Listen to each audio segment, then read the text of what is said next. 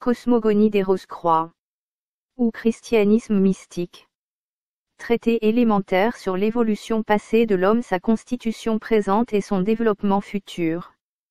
Par Max Indel. Chapitre 8. Le travail de l'évolution. Le fil d'Ariane. Maintenant que nous avons fait connaissance avec les mondes, les globes et les révolutions qui constituent la voie de l'évolution pendant les 7 périodes, nous sommes à même d'étudier les méthodes employées et le travail accompli dans chaque période. Nous posséderons le fil d'Ariane qui doit nous guider à travers le labyrinthe des globes, des mondes, des révolutions et des périodes, en ayant constamment présent à l'esprit le fait que les esprits vierges, qui constituent la vague de vie en évolution, devinrent tout à fait inconscients quand ils commencèrent leur pèlerinage à travers les 5 mondes de substance plus denses que le monde des esprits vierges. Comme l'évolution a pour objet de les rendre tout à fait conscients et capables de conquérir la matière de tous les mondes, les conditions spéciales des globes, des mondes, des révolutions et des périodes sont ordonnées pour arriver à cette fin. Pendant la période de Saturne, la période du Soleil, la période de la Lune et la première moitié de la période de la Terre, les esprits vierges ont construit inconsciemment leurs divers véhicules sous la direction d'êtres supérieurs qui guidèrent leur progrès. De plus, ils se sont graduellement éveillés jusqu'au moment où ils ont atteint l'état présent de conscience à l'état de veille. C'est l'involution. Dès à présent et jusqu'à la fin de la période de Vulcain, les esprits vierges, qui sont maintenant notre humanité, perfectionneront leurs véhicules et développeront leur conscience dans les 5 mondes par leurs propres efforts et par leur génie. C'est l'évolution. Les explications qui précèdent sont la clé qui permet de comprendre le sens des paragraphes qui suivent. Il est essentiel de comprendre à fond le plan de l'évolution planétaire qui vient d'être esquissé, bien que certaines personnes ayant foi dans les lois de renaissance et de conséquence semblent penser que la possession de telles connaissances n'est ni essentielle, ni utile. L'étude de ce plan d'évolution accoutume l'intellect aux abstractions et l'élève au-dessus des petitesses de l'existence concrète, elle aide l'imagination à prendre son essor, loin des tâches quotidiennes auxquelles nous asservit notre intérêt. Comme il est noté dans notre étude du monde du désir, l'intérêt est le ressort principal de l'action. Cependant, à notre degré actuel de développement, le sentiment d'intérêt est généralement éveillé par l'égoïsme. Il est parfois d'une nature très subtile et il nous pousse à l'action de diverses manières. Toute action inspirée par l'intérêt engendre certains effets qui réagissent sur nous et, en conséquence, nous sommes liés par l'action qui est manifestée dans les mondes concrets. Mais si notre intellect est occupé par des sujets tels que les mathématiques ou l'étude des phases planétaires de l'évolution, nous sommes alors dans la région de la pensée purement abstraite, soustraite à l'influence des sentiments, l'intellect tendu vers les royaumes spirituels et vers la libération. Lorsque nous extrayons la racine cubique d'un nombre ou quand nous pensons aux périodes, aux révolutions, etc., nous n'éprouvons pas de sentiments à leur égard. Nous ne nous querellons pas au sujet du produit de 2 par 2. Si nos sentiments étaient en jeu, nous essayerions peut-être de faire que ce produit soit 5, et nous nous querellerions avec celui qui, pour des raisons personnelles, dirait que le produit est 3, mais, en mathématiques, la vérité est très facilement apparente et les sentiments sont éliminés. Aussi, pour l'homme ordinaire qui veut vivre de sentiments, les mathématiques sont-elles arides et sans intérêt. Pythagore apprenait à ses élèves à vivre dans le monde de l'esprit éternel et il exigeait de ceux qui voulaient recevoir ses enseignements l'étude préliminaire des mathématiques.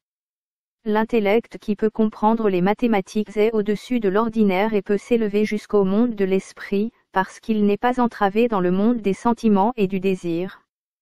Plus nous nous habituons à penser au monde spirituel, plus nous serons capables de nous élever au-dessus des illusions qui nous entourent dans cette existence concrète où les sentiments jumeaux d'intérêt et d'indifférence obscurcissent la vérité et nous rendent partiaux, de même que la réfraction des rayons lumineux à travers l'atmosphère de la Terre nous donne une idée incorrecte de la position de l'astre qui les émet. Par conséquent, à l'étudiant qui veut connaître la vérité, qui veut entrer dans les royaumes de l'esprit, et les exploreurs, qui veut se libérer des entraves de la chair aussi rapidement que sa sécurité et que son développement le permettent, nous recommandons sérieusement d'étudier les pages qui suivent, d'une manière aussi complète que possible, de les assimiler et de tirer des conceptions mentales de ces mondes, globes et périodes. S'il désire faire des progrès dans cette direction, l'étude des mathématiques et le livre de Hinton, la 4e dimension, pas publié en français, seront aussi pour lui d'excellents exercices de pensée abstraite. Cet ouvrage de Hinton, bien que fondamentalement incorrect, parce que le monde du désir à 4 dimensions ne peut être effectivement démontré par des procédés à 3 dimensions, a ouvert les yeux de plusieurs personnes qui l'ont étudié et les a rendues clairvoyantes. De plus, nous souvenant que la logique est le meilleur guide dans tous les mondes, il est certain que celui qui réussit à pénétrer dans les mondes hyperphysiques au moyen de semblables études abstraites saura éviter la confusion et se conduire raisonnablement dans toutes les circonstances. Nous exposons ici un plan prodigieux dont la complexité devient presque inconcevable à mesure que nous ajoutons de nouveaux détails. Toute personne capable de le comprendre sera bien récompensée en appliquant tous ses efforts à cette étude. Aussi, l'étudiant devrait-il lire lentement, répéter souvent, réfléchir beaucoup et profondément. Ce livre, et plus particulièrement ce chapitre, ne devrait pas être lu d'une manière superficielle. Chaque phrase a sa valeur propre, prépare celle qui la suit, lui est intimement liée et présuppose la connaissance de ce qui la précède. Si le livre n'est pas étudié à fond et avec méthode, il deviendra à chaque page plus incompréhensible et plus confus. Au contraire, si l'élève l'étudie et le médite bien, à mesure qu'il avancera, il trouvera que chaque page est illuminée par les connaissances tirées de l'étude des pages précédentes. Un ouvrage de cette sorte, qui traite des phases les plus profondes du grand mystère du monde que l'intellect humain, dans son état actuel de développement soit capable de saisir, ne peut être écrit de telle façon qu'il soit d'une lecture facile. Cependant, les phases les plus profondes de l'évolution qu'il nous soit maintenant donné de comprendre ne sont que l'ABC du plan tel qu'il nous sera révélé, quand notre intellect sera devenu capable d'embrasser un plus grand nombre de connaissances, dans des stades ultérieurs de développement, en tant que surhomme. La période de Saturne. Les globes de la période de Saturne étaient formés de substances beaucoup plus raréfiées et plus subtiles que ne l'est notre Terre, comme on peut s'en rendre compte par l'étude des tableaux 9 et 10 que nous recommandons à l'étudiant d'avoir à portée de la main pour s'y reporter souvent pendant l'étude de ce sujet. Le globe le plus dense de cette période était situé dans la même partie du monde de la pensée que celle qui est occupée par les globes les plus raréfiés de la période présente, la région de la pensée concrète. Ces globes n'avaient pas une consistance telle qu'ils soient intangibles pour nous. Le mot chaleur est le seul qui donne une idée approximative de l'ancienne période de Saturne. Ces globes étaient sombres, et si une personne avait pu pénétrer dans l'espace qu'il occupait, elle n'aurait rien pu voir. Tout aurait été obscurité autour d'elle, mais elle aurait reçu une impression de chaleur. Il va sans dire que le matérialiste trouvera absurde de donner le nom de globe à une telle condition et d'affirmer qu'il était le champ d'évolution des formes et de la vie. Cependant, quand nous considérons la théorie nébulaire, nous pouvons admettre que la nébuleuse doit avoir été obscure avant de devenir éclatante de lumière et qu'elle a dû être chaude avant de devenir brûlante. Cette chaleur doit avoir été produite par le mouvement, et le mouvement c'est la vie. Nous pouvons dire que les esprits vierges qui devaient développer la conscience et la forme étaient incrustés dans ce globe, ou encore mieux, que tout le globe était composé des esprits vierges, de même qu'une framboise est faite d'un grand nombre de petits fruits agglomérés. Ils étaient incorporés au globe, comme la vie qui réside dans le minérose est incorporée à notre terre. C'est pourquoi les occultistes scientifiques disent que, pendant la période de Saturne, l'homme passa par l'état minéral. En dehors de ce globe de chaleur, nous pourrions dire dans son atmosphère se trouvaient les grandes hiérarchies créatrices qui devaient aider les esprits vierges en évolution à développer forme et conscience. Il y avait un grand nombre de hiérarchies, mais, pour le moment, nous nous occuperons seulement des principales de celles qui accomplirent le travail le plus important pendant la période de Saturne. Dans la terminologie rosicrucienne, on les appelle les seigneurs de la flamme, à cause de la luminosité brillante de leur corps et de l'étendue de leur pouvoir spirituel. On les appelle trônes dans la Bible, et ils travaillèrent sur l'homme de leur propre volonté. Ils étaient si avancés dans leur développement que cette manifestation évolutive ne pouvait pas leur procurer de nouvelles expériences et, par suite, plus de sagesse. On peut en dire autant des deux hiérarchies encore plus élevées que nous mentionnerons plus tard. Les autres hiérarchies, pour compléter leur propre évolution, étaient obligées de travailler sur l'homme, en lui et avec lui.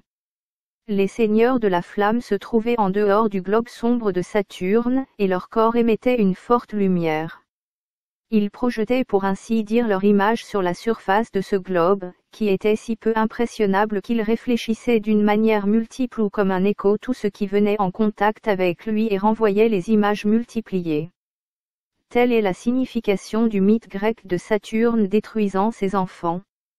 Cependant, grâce à leurs efforts répétés, les seigneurs de la flamme réussirent, pendant la première révolution, à implanter dans la vie en évolution le germe qui, en se développant, a produit notre cordance actuelle.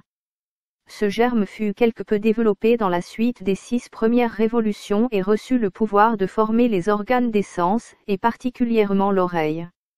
Aussi l'oreille est-elle l'organe le plus développé que nous possédions. C'est l'instrument qui transmet à la conscience avec la plus grande fidélité les impressions qui nous viennent de l'extérieur. Il est moins soumis aux illusions du monde physique que les autres organes des sens. La conscience de la vie en évolution pendant cette période était semblable à celle des minéraux actuels. C'était un état d'inconscience semblable à celui du médium lorsqu'il est plongé dans la transe la plus profonde. Toutefois, pendant les 6 premières révolutions, la vie en évolution travaillait au germe du corps dense, sous la direction et avec l'aide des diverses hiérarchies créatrices. Au milieu de la 7e révolution, les seigneurs de la flamme, qui avaient été inactifs depuis qu'il avait donné le germe du corps dense, pendant la première révolution, entrèrent à nouveau en action mais, cette fois, pour éveiller l'activité initiale de l'esprit divin, le plus haut principe spirituel de l'homme. Ainsi, l'homme doit son véhicule le plus élevé et son véhicule le plus bas l'esprit divin et le corps dense à l'évolution de la période de Saturne.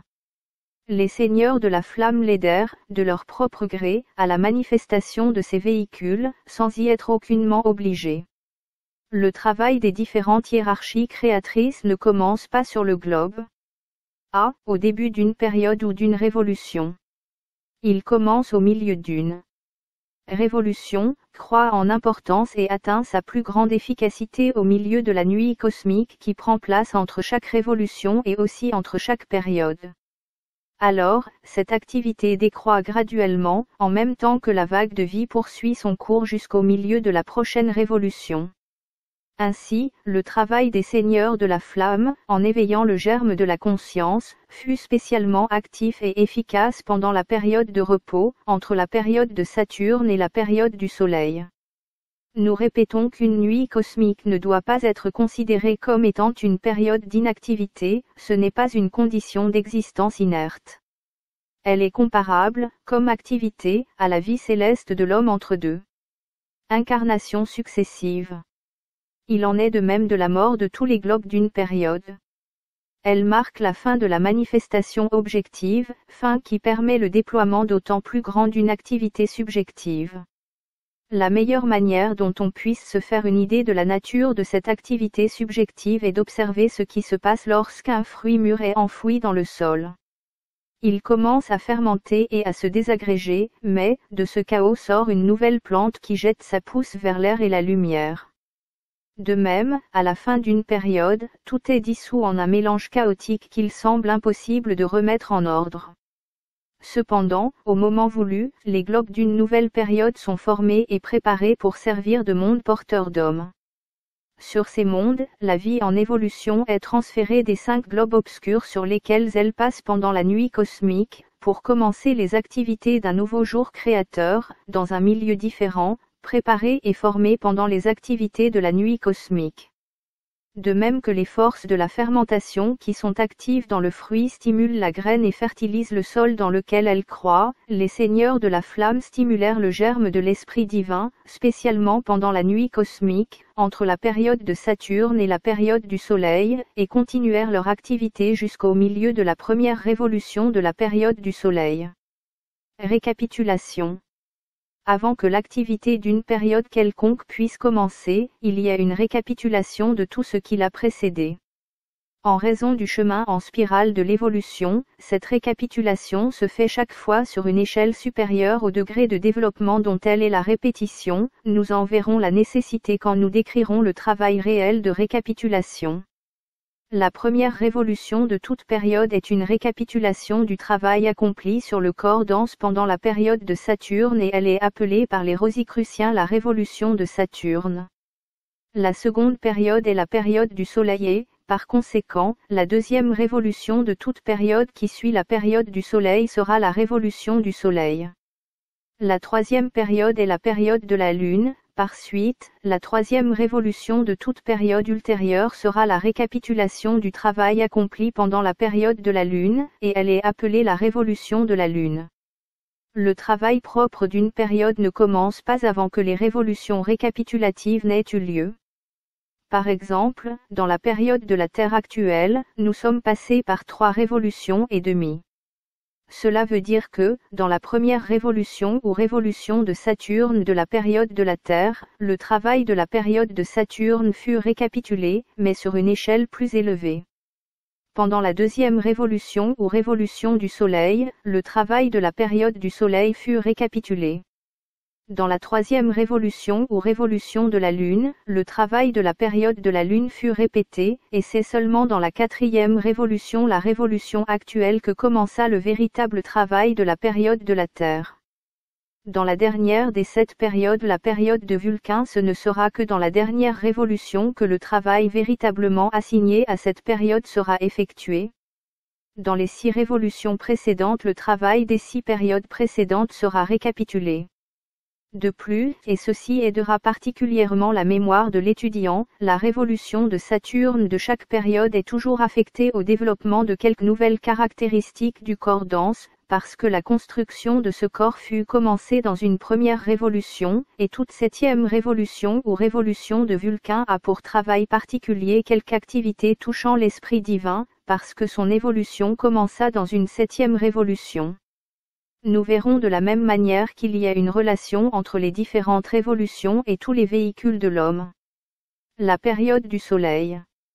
Les conditions de la période du Soleil diffèrent radicalement de celles de la période de Saturne. Au lieu des globes de chaleur de cette dernière période, les globes de la période du Soleil étaient des globes de lumière ayant la consistance des gaz. Ces grands globes gazeux contenaient tous les fruits de l'évolution de la période de Saturne et, comme auparavant, les hiérarchies créatrices se trouvaient dans leur atmosphère.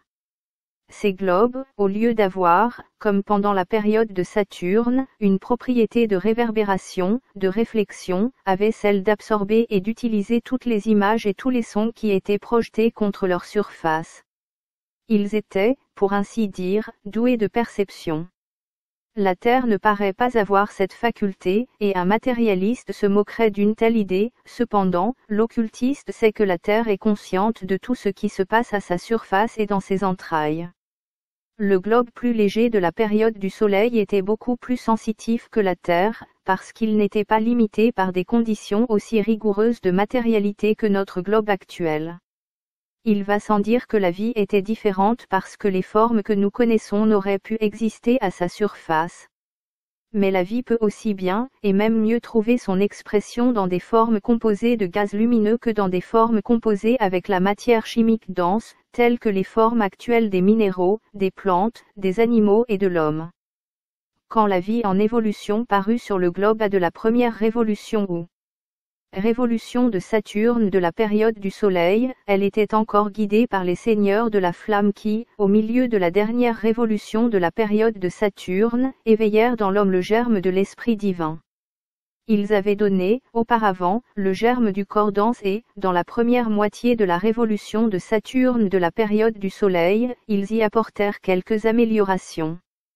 pendant la période du Soleil, la formation du corps vital devait commencer avec toutes les capacités d'assimilation, croissance, reproduction, construction des glandes, etc., que cette formation implique. Les seigneurs de la flamme n'incorporèrent dans le germe du corps dense que la capacité de développer des organes de sensation. À l'époque que nous considérons, il devint nécessaire de changer le germe, de manière à ce qu'il puisse être pénétré par un corps vital et pour qu'il devienne également capable de développer des glandes et un tube digestif. Ce travail fut accompli par la collaboration des seigneurs de la flamme, qui donnèrent le germe primitif, et des seigneurs de la sagesse qui prirent en charge l'évolution matérielle pendant la période du Soleil. Les seigneurs de la sagesse, qui n'avaient pas évolué jusqu'au même point que les seigneurs de la flamme, travaillèrent pour compléter leur propre évolution, c'est pourquoi, ils reçurent l'assistance d'êtres supérieurs qui, comme les seigneurs de la flamme, agirent de leur propre gré. En langage ésotérique, on appelle ces êtres les chérubins. Toutefois, ces êtres sublimes ne commencèrent pas à prendre part au travail avant qu'il soit nécessaire d'éveiller le germe du deuxième principe spirituel de l'homme en devenir, car les seigneurs de la sagesse étaient tout à fait capables d'accomplir le travail nécessaire pour le corps vital qui devait être ajouté à la constitution de l'homme pendant la période du Soleil, mais ils ne pouvaient éveiller le second principe spirituel. Après que les seigneurs de la flamme et les seigneurs de la sagesse eurent, pendant la révolution de Saturne de la période du Soleil, travaillé ensemble à la reconstruction du corps dense en germe, les seigneurs de la sagesse commencèrent, pendant la deuxième révolution, le travail propre de la période du Soleil. Ils émanèrent de leur propre corps le germe du corps vital, le rendirent capable de pénétrer le corps dense, lui donnèrent le pouvoir d'en provoquer la croissance et la reproduction, d'exciter les centres de perception et de se mouvoir. En un mot, ils donnèrent au corps vital le germe de toutes les facultés qu'il est en train de développer pour devenir un instrument souple et parfait au service de l'esprit. Ce travail occupa les deuxième, troisième, quatrième et cinquième révolutions de la période du Soleil. Dans la sixième révolution, les chérubins entrèrent en scène et éveillèrent le germe du deuxième aspect du triple esprit en l'homme, l'esprit de vie.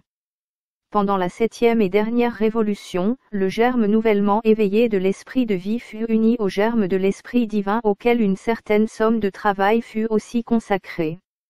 Nous avons noté que, dans la période de Saturne, notre état de conscience était semblable à celui de la transe. Le travail de la période du Soleil modifia cette condition et notre conscience semblable à celle d'un sommeil sans rêve. L'évolution pendant la période du Soleil ajouta à la constitution de l'homme embryon en évolution, le véhicule suivant le plus élevé et le véhicule suivant le plus bas de ceux qu'il possède actuellement. Comme résultat de la période de Saturne, il possédait le germe du corps dense et de l'esprit divin. À la fin de la période du Soleil, il possédait le germe du corps dense, du corps vital, de l'esprit divin et de l'esprit de vie, c'est-à-dire un esprit double et un corps double. Nous remarquons aussi que, alors que la première révolution, ou révolution de Saturne, se rapporte au développement du corps dense, parce que ce corps commença son évolution dans une première révolution, de même la deuxième révolution ou révolution du Soleil de chaque période, se rapporte au développement du corps vital, parce que l'évolution de ce corps commença pendant une deuxième révolution. De la même manière, la sixième révolution de toute période est consacrée au développement de l'esprit de vie et toutes les septièmes révolutions sont particulièrement consacrées au développement de l'esprit divin. Pendant la période de Saturne, l'homme en devenir passa par une période d'existence quasi minérale. C'est-à-dire que, comme les minéraux, il ne possédait qu'un corps dense. Son état de conscience était également semblable à celui des minéraux actuels. De la même manière, et pour des raisons analogues, on peut dire que, pendant la période du Soleil, l'homme passa par une phase d'existence végétale. Il avait un corps dense et un corps vital comme les plantes, et sa conscience, comme la leur, était celle d'un sommeil sans rêve. L'étudiant saisira complètement cette analogie en se reportant au tableau 4 du chapitre sur les 4 règnes, où les véhicules de conscience des minéraux, des plantes, des animaux et de l'homme sont désignés schématiquement avec la conscience spéciale qu'ils comportent. Quand la période du Soleil prit fin, une autre nuit cosmique d'assimilation commença, avec l'activité subjective nécessaire, avant le début de la période de la Lune. Cette nuit cosmique égala en durée la précédente période de manifestation objective. La période de la Lune. Alors que la principale caractéristique des globes de la période de Saturne a été décrite par le terme chaleur et celle des globes de la période du Soleil par celui de lumière ou de chaleur ardente, la principale caractéristique des globes de la période de la Lune ne peut être mieux décrite que par le mot humidité. Il n'y avait pas alors d'air tel que nous le connaissons aujourd'hui. Au centre, se trouvait le noyau brûlant. Autour de ce noyau, et résultant du contact avec le froid de l'espace extérieur, il y avait une humidité dense. Au contact du noyau central brûlant, l'humidité dense était transformée en vapeur chaude qui se précipitait vers l'extérieur où elle se refroidissait et retournait à nouveau vers le centre. C'est pourquoi l'occultiste scientifique appelle globes d'eau les globes de la période de la Lune et décrit l'atmosphère d'alors comme étant un brouillard de feu. Telle fut la scène de la phase suivante de la vie en évolution. Le travail de la période de la Lune avait pour objet l'acquisition du germe du corps du désir et le début de l'activité germinale du troisième aspect du triple esprit de l'homme, l'esprit humain, l'ego. Au milieu de la 7e révolution de la période du Soleil, les seigneurs de la sagesse prirent charge du germe de l'esprit de vie donné par les chérubins pendant la 6e révolution de la période du Soleil. Ils le firent à seule fin d'unir ce germe à l'esprit divin. Leur plus grande activité dans ce travail fut atteinte pendant la nuit cosmique qui intervint entre la période du Soleil et la période de la Lune. À l'aube même de la période de la Lune, alors que la vague de vie commençait son nouveau pèlerinage, les seigneurs de la sagesse parurent à nouveau, apportant les germes des véhicules de l'homme en évolution. Pendant la première révolution ou révolution de Saturne, de la période de la Lune, ils coopérèrent avec les seigneurs de l'individualité qui étaient spécialement chargés de l'évolution matérielle de cette période. Ils reconstruisirent ensemble le germe du corps dense qui avait été apporté de la période du Soleil. Ce germe avait développé des organes des sens, des organes de digestion, des glandes, etc., tous à l'état embryonnaire, et il était pénétré par un corps vital bourgeonnant qui diffusait un certain degré de vie dans le corps dense embryonnaire. Il va de soi que celui-ci n'était pas dense et visible comme il l'est maintenant, cependant, en un certain sens, on peut dire qu'il possédait une organisation rudimentaire, et le clairvoyant entraîné qui recherche dans la mémoire de la nature les scènes de ce passé lointain peut parfaitement le distinguer. Pendant la période de la Lune, il fut nécessaire de reconstruire le corps dense pour qu'il devînt capable d'être pénétré par le corps du désir et de développer aussi un système nerveux, des muscles, des cartilages et un squelette rudimentaire. Cette reconstruction fut l'œuvre de la révolution de Saturne de la période de la Lune. Dans la deuxième révolution, ou révolution du Soleil, le corps vital fut également modifié, afin qu'il puisse être pénétré par le corps du désir et s'accommoder aussi du système nerveux, des muscles, du squelette, etc. Les seigneurs de la sagesse, qui furent les créateurs du corps vital, aidèrent aussi les seigneurs de l'individualité dans ce travail. Dans la troisième révolution, le travail propre de la période de la Lune commença. Les seigneurs de l'individualité émanèrent d'eux-mêmes la substance que l'homme en évolution et encore inconscient s'appropria grâce à leur aide pour la construction du germe du corps du désir. Ils l'aidèrent aussi à incorporer ce germe du corps du désir au corps vital et au corps dense combiné qu'ils possédaient déjà. Ce travail fut poursuivi pendant la troisième et la quatrième révolution de la période de la Lune. Comme les seigneurs de la sagesse, les seigneurs de l'individualité, bien qu'extrêmement supérieurs à l'homme, travaillèrent sur lui et en lui pour parfaire leur propre évolution. Alors qu'il était capable de s'occuper du véhicule inférieur, il ne pouvait rien pour le véhicule supérieur. Il ne pouvait pas donner l'impulsion spirituelle nécessaire pour éveiller le troisième aspect du triple esprit de l'homme. Aussi, une autre classe d'êtres qui n'avaient pas besoin de passer par une évolution telle que celle par laquelle nous passons maintenant qui travaillèrent ainsi de leur propre gré comme le firent les seigneurs de la flamme et les chérubins vinrent pour aider l'homme pendant la cinquième révolution de la période de la Lune. On les appelle les séraphins. Ils éveillèrent le germe du troisième aspect de l'esprit humain. Dans la 6e révolution de la période de la Lune, les chérubins parurent à nouveau et coopérèrent avec les seigneurs de l'individualité pour unir le germe nouvellement acquis de l'esprit humain à l'esprit de vie. Dans la 7e révolution de la période de la Lune, les seigneurs de la flamme vinrent à nouveau à l'aide de l'homme, en prêtant assistance aux seigneurs de l'individualité pour unir l'esprit humain à l'esprit divin. C'est ainsi que l'ego distinct l'esprit triple vint à l'existence. Avant le début de la période de Saturne, les esprits vierges, qui sont l'humanité d'aujourd'hui, se trouvaient dans le monde des esprits vierges et ils partageaient l'omniconscience de Dieu en qui, pas en dehors de qui, ils furent différenciés. Cependant, ils n'étaient pas soi conscients. Obtenir cette faculté est en partie l'objet de l'évolution qui plonge les esprits vierges dans un océan de matière d'une densité toujours plus grande et qui, à un moment donné, les prive de l'omniconscience divine.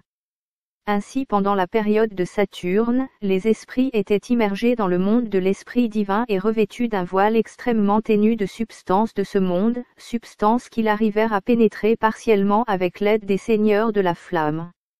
Dans la période du Soleil, l'esprit vierge fut plongé dans le monde plus dense de l'esprit de vie et davantage éloigné de l'omniconscience par un second voile formé de la substance du monde de l'esprit de vie. Cependant, avec l'aide des chérubins, l'esprit vierge pénétra aussi partiellement ce deuxième voile. Le sentiment de l'unité de toute chose n'était pas encore perdu, car le monde de l'esprit de vie est un monde universel commun à toutes les planètes d'un système solaire et qui, en fait, les pénètre. Toutefois, pendant la période de la Lune, les esprits vierges plongent plus profondément dans la matière plus dense encore de la région de la pensée abstraite et là ils revêtent le plus opaque de leur voile, l'esprit humain. Désormais, l'esprit vierge a perdu son omniconscience. Il ne peut plus pénétrer ses voiles, regarder au dehors et percevoir les autres, aussi est-il obligé de tourner sa conscience vers l'intérieur et là il se trouve lui-même, en tant qu'ego, séparé et distinct de tous les autres. L'esprit vierge est donc vêtu d'un triple voilé, comme le troisième voile, l'esprit humain, l'empêche effectivement de voir l'unité de la vie, il devient l'ego, en entretenant l'illusion de séparation contractée pendant l'involution. L'évolution dissipera graduellement cette illusion, fera renaître l'omniconscience et y aura ajouté la soi-conscience. Ainsi, nous voyons qu'à la fin de la période de la Lune, l'homme possédait un corps triple, à des degrés divers de développement, et qu'il avait aussi le germe de l'esprit triple. Il avait un corps dense, un corps vital et un corps du désir, l'esprit divin, l'esprit de vie et l'esprit humain. Il ne lui manquait plus que le trait d'union qui devait les relier. Nous avons dit que l'homme avait passé par une phase minérale dans la période de Saturne et par une phase végétale pendant la période du Soleil. Son pèlerinage durant la période de la Lune correspondait à la phase d'existence animale, pour la même raison que dans les deux premiers cas. Comme nos animaux actuels, il possédait les corps denses, vitales et du désir, et sa conscience était une conscience de vision intérieure, telle qu'est, de nos jours, celle des animaux inférieurs. Elle est analogue à l'état de rêve de l'homme actuel, seulement, elle est tout à fait rationnelle, car elle se trouve sous la direction de l'esprit groupe des animaux. Nous renvoyons de nouveau l'étudiant au tableau 4 du chapitre sur les 4 règnes, qui montre cette disposition. Ces êtres de la période de la Lune n'étaient pas aussi embryonnaires que pendant les périodes précédentes. Aux clairvoyants entraînés, ils paraissent être suspendus dans l'atmosphère de brouillard de feu par des cordelettes comme l'embryon est relié au placenta par le cordon ombilical. À travers ces cordes, des courants, communs à tous les êtres et leur apportant une sorte de nourriture, venaient de l'atmosphère et y retournaient. Ces courants avaient ainsi, jusqu'à un certain point, une fonction analogue à celle de notre sang actuel.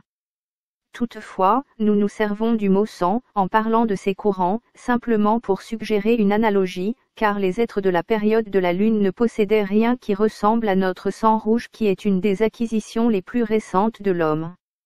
Vers la fin de la période de la Lune, se produisit une division du globe qui était le champ de notre évolution et d'autres évolutions que, pour plus de simplicité, nous n'avons pas mentionnées jusqu'ici, mais avec lesquelles nous allons faire connaissance tout à l'heure. Une partie de ce grand globe devint cristallisée par l'homme, en raison de son impuissance à y maintenir le degré élevé de vibration des autres êtres. Lorsque cette partie devint plus inerte, la force centrifuge du globe en mouvement la lança, tournant sur elle-même, dans l'espace où elle commença à décrire un cercle autour de la brillante portion centrale.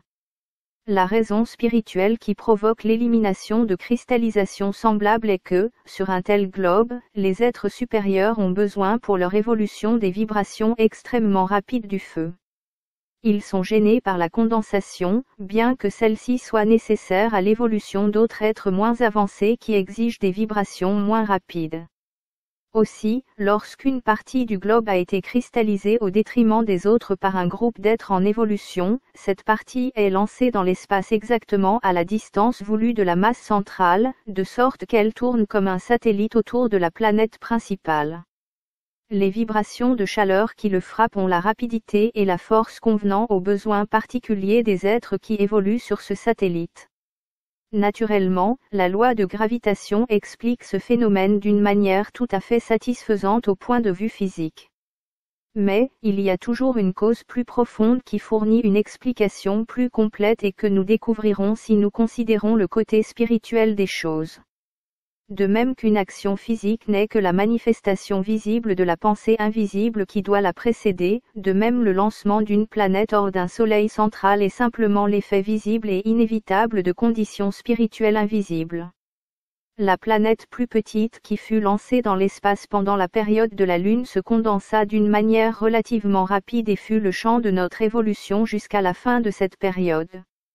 Elle tenait lieu de lune pour la planète qui l'avait produite et tournait autour de celle-ci comme la Lune tourne autour de la Terre, mais elle ne montrait pas de phase comme le fait notre satellite. Son mode de révolution était tel qu'un hémisphère était toujours éclairé et l'autre dans la nuit, comme c'est le cas pour Vénus, un de ses pôles étant exactement dirigé vers le globe central. Sur ce satellite de la période de la Lune existaient des courants qui l'entouraient, comme circulent autour de la Terre les courants des esprits groupes. Les êtres qui l'habitaient suivaient instinctivement ces courants du côté lumineux au côté obscur de cet ancien globe. À certaines époques de l'année, quand il se trouvait sur le côté lumineux, une sorte d'acte de reproduction avait lieu. Nous retrouvons le souvenir atavique de ces voyages lunaires en vue de la reproduction de l'espèce, dans les migrations des oiseaux de passage qui, même aujourd'hui, suivent, à certaines saisons de l'année et pour le même objet, les courants des esprits groupes qui circulent autour de la Terre. Même nos voyages de noces, lune de miel, montrent que l'homme lui-même ne s'est pas encore débarrassé de l'impulsion migratoire qui accompagne l'acte du mariage. Dans cette dernière phase, ces êtres étaient également capables de proférer des sons ou des cris. C'étaient des sons cosmiques, non pas des expressions personnelles de joie ou de douleur, car il n'y avait pas encore d'individu. Le développement de l'individu vint plus tard, pendant la période de la Terre. À la fin de la période de la Lune vint de nouveau l'intervalle de repos, la nuit cosmique. Les parties divisées, globe et satellite, furent désagrégées et réabsorbées dans le chaos qui précéda la réorganisation du globe pour la période de la Terre. Les seigneurs de la sagesse avaient alors suffisamment évolué pour être à la tête des hiérarchies chargées de l'évolution. L'esprit divin dans l'homme, pendant la période de la Terre leur fut spécialement confié. Les seigneurs de l'individualité étaient aussi suffisamment avancés pour aider à l'évolution de l'esprit dans l'homme et pour cette raison ils furent chargés de l'esprit de vie. Une autre hiérarchie créatrice prenait spécialement soin de l'évolution des trois germes du corps dense, du corps vital et du corps du désir, sous la direction d'ordres supérieurs, elle accomplit le travail principal sur ces corps, en se servant de la vie en évolution comme d'une sorte d'instrument. Ce sont les seigneurs de la forme. Ils avaient alors suffisamment évolué pour que le troisième aspect de l'esprit dans l'homme, l'esprit humain, leur soit confié, dans la période de la Terre qui allait commencer. 12 grandes hiérarchies créatrices étaient actives dans le travail d'évolution, au début de la période de Saturne. 2 de ces hiérarchies accomplirent quelque travail pour aider les autres, tout à fait au début. Nous n'avons reçu aucune information sur leur activité ou tout autre renseignement à leur sujet en dehors du fait qu'elles donnèrent leur aide de leur propre gré et passèrent alors de l'existence limitée vers la libération. 3 autres hiérarchies créatrices les suivirent au commencement de la période terrestre. Les seigneurs de la flamme, les chérubins et les séraphins laissant cette hiérarchie en service actif, au commencement de la période de la Terre, le tableau 11 donnera une idée claire des 12 hiérarchies créatrices et de leurs conditions. Les seigneurs de l'intellect, ou du mental, devinrent experts dans la construction de corps faits de substances mentales, de même que nous devenons experts à construire des corps avec la matière chimique, car la région de la pensée concrète était la condition la plus dense de matière qui ait été atteinte pendant la période de Saturne, alors qu'il était humain, et la région chimique est l'état le plus dense de la matière avec lequel notre humanité vient en contact. Pendant la période de la Terre, les seigneurs de l'intellect atteignirent le rang de créateurs, ils émanèrent d'eux-mêmes et projetèrent dans notre être le noyau des matériaux avec lesquels nous essayons maintenant de construire et d'organiser un intellect. Paul les appelle les pouvoirs des ténèbres parce qu'ils vinrent de l'obscure période de Saturne, et on les considère comme étant nuisibles à cause de la tendance séparatrice qui est la caractéristique du plan de la raison, par contraste avec les forces d'harmonie du monde de l'esprit de vie, royaume de l'amour. Les seigneurs de l'intellect travaillent avec l'humanité, mais pas avec les trois règnes inférieurs. Les archanges devinrent experts à construire des corps avec la substance du désir, la matière la plus dense de la période du soleil. Aussi, sont-ils capables de servir d'instructeurs et de guides à des êtres moins développés qu'eux, tels que l'homme et les animaux, pour leur apprendre à modeler et à utiliser un corps du désir.